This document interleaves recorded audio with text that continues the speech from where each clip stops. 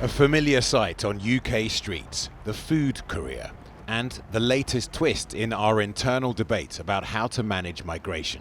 The government will give food delivery firms like Uber Eats and Deliveroo information about so-called asylum hotels to try and stop delivery drivers from selling their logins to unauthorised asylum seekers who are working illegally.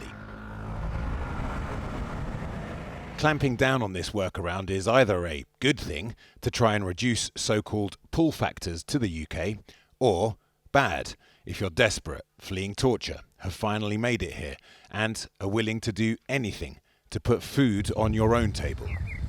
The UK government's also just introduced new laws to tackle people smuggling gangs. The number of people arriving without permission on small boats has increased this year, although it's less than the peak of 2022.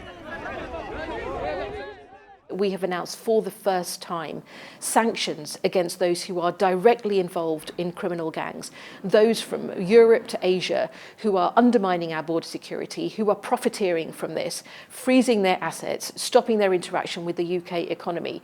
These steps that we're taking now on an unprecedented basis, when you look at and compare what the previous administration did, not bringing in these powers, it's really important for how we tackle this, not just in the UK, but with our international partners, so that we see an end to this, and people involved in these gangs know that they have nowhere to hide. The proposals they put forward are nowhere near enough. They're saying they're taking people out of asylum hotels. They are fast-tracking them. They're waving them through the immigration system and then just dumping the problem on local councils because, of course, once these people have their asylum claims given the green light by Labour, they have to be housed by the local authority. So they are just shifting the burden. And the simple truth is, they thought it was going to be easy. And yet, the first half of this year, we have seen the largest number of small boat arrivals since records began. And the Labour government are now living with the consequences of their complacency and laziness with regard to border control. We don't want these people. We don't want them. Migration is the far right's calling card, and agitating outside asylum hotels their preferred current MO. We don't want them here.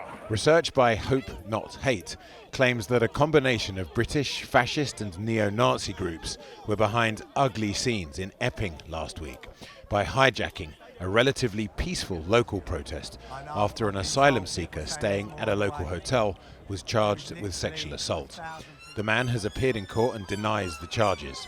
Several protesters have been charged with violent disorder. Have a look at this video. Nigel Farage blamed anti-racist groups and accused Essex police of escorting them in. Essex police caused the disturbances. What on earth were Essex police thinking? Essex police say this is categorically not true, although they did drive people away for their safety.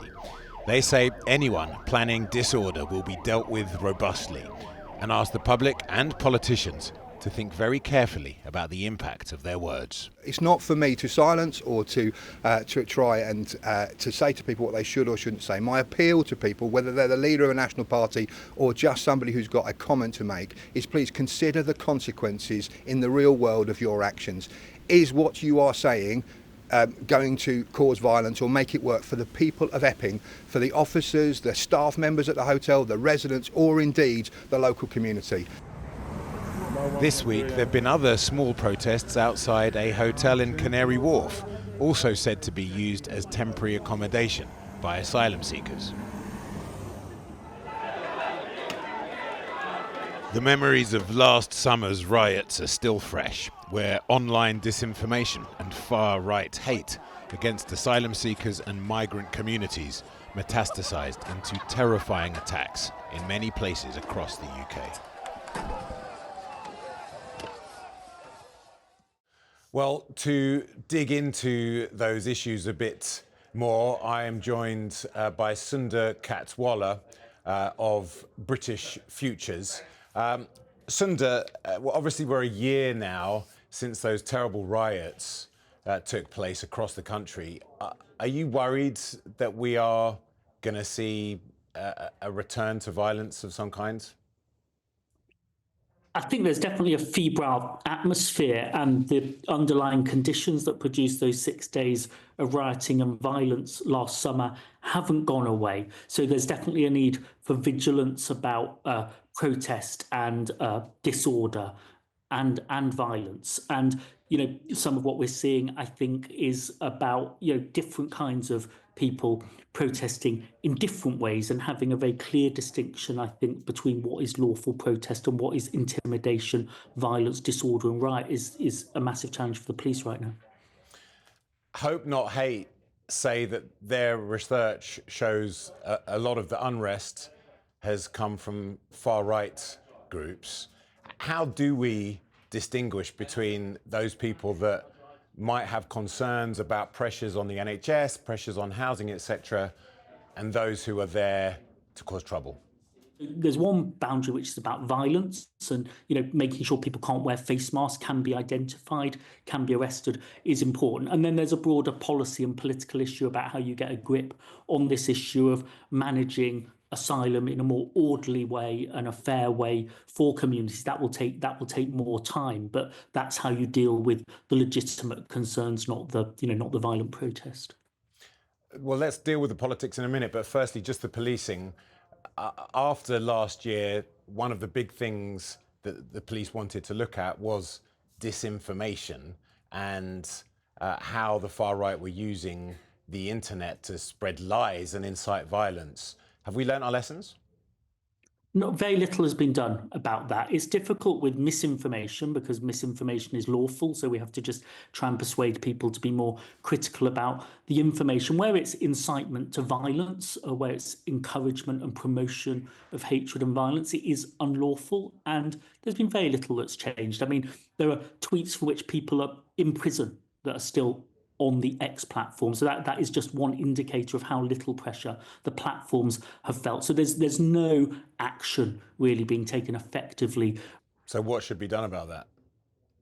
Well, Ofcom has got new powers. They should be using them. There should be a proper audit of all of the cases where people were imprisoned and charged. There should be much more pressure on the platforms to get inside the law. I think dangerous misinformation that is lawful is difficult, but there is the illegal incitement of violence. We saw it in Northern Ireland. We've seen it again in England, and the platforms are paying no attention at all. And so I think government and regulators really need to hold them to account and start putting threats and sanctions about withdrawal of the service if it's not dealt with. What do people need to know to guard themselves about their own legitimate, and I use that word advisedly, concerns being hijacked by far-right groups who are intent on sowing discord? Well, you've got a right to your voice and to protest, and you can make your views heard by MPs, by the council, by the government. You haven't got a right to intimidate and scare the people living in your town who are claiming asylum or to attack the police for protecting them. So I think if the organisers of these protests want to say they are not violent and they are not far right, they also need to send the far right packing when they're there. And we've seen overtly neo-Nazi groups turning up, not being sent home. So if people don't want to be on a far right protest, they've got to tell the far right to leave if they turn up. Do you think that even talking about legitimate protest at all then legitimizes more extreme behaviours? Is protest the right way for people to channel their disquiet about unauthorised migration? You've got to strike the balance because you can't avoid the issues or tell people they can't protest because there are some extreme people as well. You should look at the arguments for those protests. If those protests are, send them all back, asylum seekers all want to kill us, then they're extreme views, even if they're being voiced legitimately. If they're about security and safety and how it's being handled, then they're a much more reasonable point. So I think mainstream politicians, they can't avoid the issues, but they shouldn't be stoking it either. I don't think talking about an illegal immigrant crime wave, as the Shadow Home Secretary was doing, is particularly useful, although of course we should prosecute crimes without fear and favour whoever commits them. How do we detoxify this discussion? Because at the moment it's really tricky. It's a really heated and contentious issue. There are different views. We have to accept that. I think government should make the case that this country wants to protect refugees. There'll be people who don't agree with that and they can protest that, but it needs to build confidence, that it can have an orderly system of what happens in the channel and an orderly system of what happens when people are dispersed locally. Neither of those things are happening. I mean, the bottom line is nothing will change unless the push factors go down. People often leave because their life isn't great where they live, and it's worth the risk. The way we're handling asylum now with dangerous journeys across the channel is nobody's idea of an orderly or humane or fair immigration system. There is, I think, some common ground, not between send them all home or let them all in, but a managed and controlled system for deciding who claims here, who claims in France, how we process claims quickly, integrate people into communities and communicate well. We'll never get everybody to agree. There'll always be people with very strong views at the polls. But I think if governments can get a grip on order and humanity going together, not being something we choose between, you could have a less polarised debate about asylum if you're actually managing it practically and well, fairly for people who need protection, and in a way that people whose communities they're joining know what's going on and how it's going to work for them. Order and humanity. Sundar Katwala from British Futures, thanks very much indeed. Thank you.